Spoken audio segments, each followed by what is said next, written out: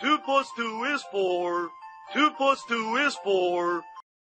Okay, in today's lesson, what we're going to be talking about is the quadratic equation. And we're going to look at the parent graph and just kind of start playing around with a few values to see how everything changes. So the parent graph is y equals x squared. It's always the simplest equation you can think of. So notice we have our table of values here. It goes through the vertexes at 0, 0.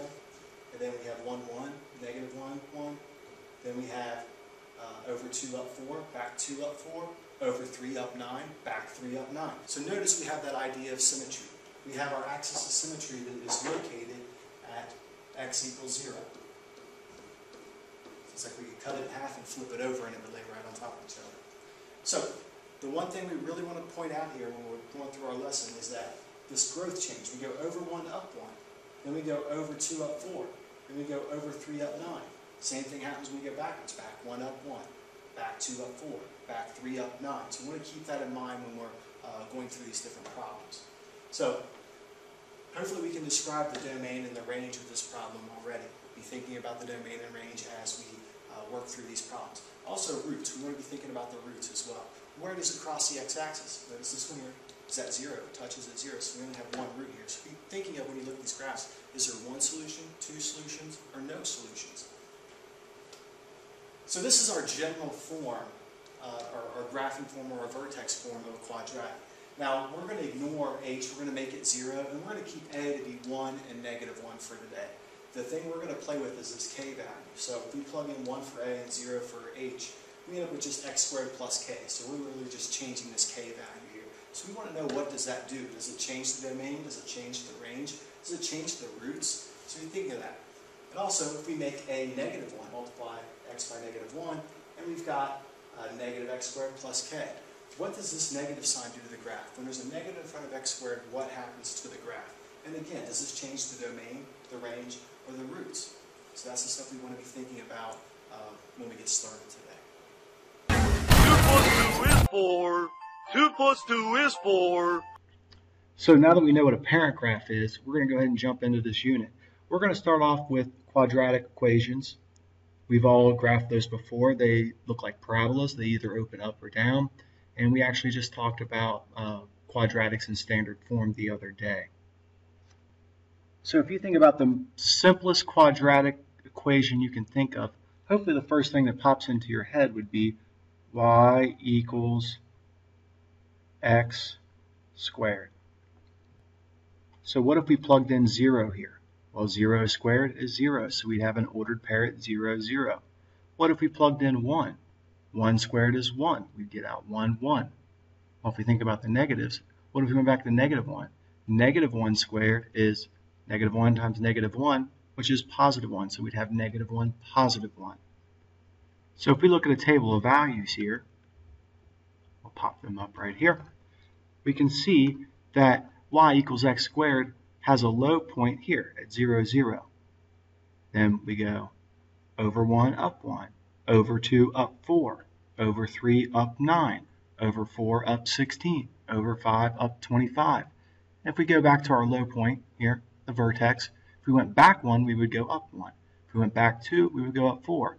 Back 3, up 9, back 4, up 16, back 5, up 25. So with the parent graph here, hopefully we realize that the input value is our x value. When we put that in, we get out that number squared.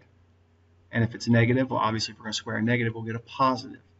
So that's going to be the pattern we have to memorize here in order for us to understand the parent graph of a quadratic. So now let's go ahead and just take a look at the graph and make sure this all makes sense. So if we look right here, we've got 0, 0, over 1, up 1. Come back here again, over 2, up 4. Over 3, up 9. That's as far as we can go with what we see here. So let's talk a little bit about the domain and the range of the parent graph here. So if we look at the domain, hopefully if we think about this thing being graphed forever, it just keeps getting wider and wider, right? So this is going to go back forever in x values, and it'll go forward forever in x values. We're going to talk about the domain here. We would say that the domain is, use D to represent our domain. It'll go back forever, so it'll go from negative infinity all the way up to positive infinity. Again, I'm just now learning to write on this, so I apologize. Now, what about the range? If we look at the range here, notice the lowest y value we can get out is right here, a 0. And it'll keep going up forever and ever and ever. So for our range, we would identify the parent graph as being from, well, we want to use a closed bracket here to say we're going to include 0, and we're going to go up forever to infinity. So there would be our domain and range for this problem. So the way we want to think about this is that we always go from our vertex over 1 up 1, over 2 up 4, over 3 up 9, and then we can reflect all those points over and we can connect our dots and we have a nice representation of the graph. So we want to make sure we memorize that. So let's explore an equation and see what is actually happening here. I've got the parent graph on the left, so we can kind of compare our new graph to our old graph and the ordered pairs together so we can maybe make a decision on what's happening here. So notice I've got x squared plus 2, so we need to come up with a table of values. So I'm going to start in the middle where it's nice and easy. So if I start with 0, I've got 0 squared plus 2. Well, that's 0 plus 2. That gives me 2. So let's do 1. 1 squared is 1, plus 2 is 3. 2 squared is 4, plus 2 is 6. 3 squared is 9. 9 plus 2 is 11. Now, we have this idea of symmetry here, so we know all these points repeat here. But if we plugged in -1, we'd get -1 squared is 1, plus 2 would be 3. -2 squared is 4. 4 plus 2 is 6. And then -3 squared is 9, plus 2 is 11. So it's very important to always remember how to identify your vertex. So if we look at this now, look at your vertex, your middle point here. How much do we go up by to get to the next point? 1. From the vertex, how much do we go up by to get to this point? 4. How much do we go up by to get from here to the third point? 9. So 1, 4, 9. Notice when you look back over here at the parent graph, we go over 1, up 1, over 2, up 4, over 3, up 9. The growth happens in the exact same way. The only thing that has changed is that the graph has been moved up 2 units. So instead of going through 1, 1, it goes through 1, 3. So now we can see the graph here. Notice that our vertex is now at 0, 2. So our vertex is at 0, 2, right here. Over 1, up 1, over 2, up 4, over 3, up 9. Notice how it grows. So it's basically the exact same graph as the parent graph, but it has been moved up 2 units by adding a number on the outside here. So the next thing we need to talk about is, well, what do you think is going to happen if we subtract a number? So let's see what happens here. So now we've got x squared minus 3. So again, let's start off in the middle here at 0. So 0 squared minus 3 would be -3. And if we plug in 1 here, well, 1 squared is 1, minus 3 is -2. If we plug in 2, 2 squared is 4, 4 minus 3 is 1.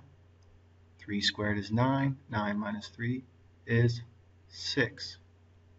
And again, this is the vertex here, so we know these points, if we plug in -1, we get out. -1 squared is 1, minus 3 is -2. -2 squared is 4, 4 minus 3 is 1. -3 squared is +9, 9 minus 3 is 6. So again, look at the growth here. Over 1, up 1. Over 2, up 4. Over 3, up 9. And the same thing happens when we go backwards. Over 1, up 1. Over 2, up 4. Over 3, up 9. So let's take a look at this graph here. You notice the vertex is at 0, -3. We went down 3 units. Next point here is at 1, -2. Then we're at 2, 1. And we're at 3, 6. Notice how the growth pattern stays the same. It's like we took the parent graph and just slid it down 3 units. Now, one thing I forgot to point out in the last problem is, did the domain change? Will this graph still open up wider and wider forever? It will. So your domain is still going to be all real numbers. So our domain would be from negative infinity to positive infinity. Our parent graph, the range was from 0 to infinity, including 0. Well, what is the lowest y value graphed here? Negative 3. So it'll go from negative 3, including negative 3, all the way up to infinity. It goes on forever. So the range is dependent on that number that we add or subtract on the outside. So I want you guys to go ahead and go back to the previous problem and go ahead and write down the domain and the range. The last thing I want to point out today is that what happens if we put a negative in front of the x squared term? So I graphed everything on one coordinate plane. The blue one is y equals x squared. The red one is y equals negative x squared. So looking at this, hopefully you guys see that the ordered pairs down here are inverses of each other. Positive 25, negative 25, positive 1, negative 1, 4, negative 4, 16, negative 16. So the negative sign out here flips it over the x-axis. So it's a reflection over the x-axis. So whenever we have a negative in front, instead of saying we go over this much, up this much, we always say we go over then down this much. Okay? And we'll worry more about this when we start doing all the other transformations, but I just wanted to point this out. So we already know over here that the domain for y equals x squared would be all real numbers. So we'd say the domain is from negative infinity to positive infinity. And the range, we already discussed this, the range starts at 0, so it goes from 0 to infinity. Well, how does that change the domain of the y equals negative x? What changes there? Well, our domain looks like it stays exactly the same. Our domain is still going to go from negative infinity to positive infinity because it's just going to keep getting wider and wider. It's going to go forever backwards and forever forwards. So our domain here would be negative infinity. Somehow my pen changed. Negative infinity to positive infinity. So, oh, that shouldn't have a, that should be a, like that. All right, don't include negative infinity. So what about the range then? Well, it looks like it's got a high point at 0, doesn't it? So it stops at 0 and it includes 0, so we use a square bracket. And we go down forever, so we'd start off at negative infinity and we'd go all the way up to 0. 2 plus 2 is 4. 2 plus 2 is 4.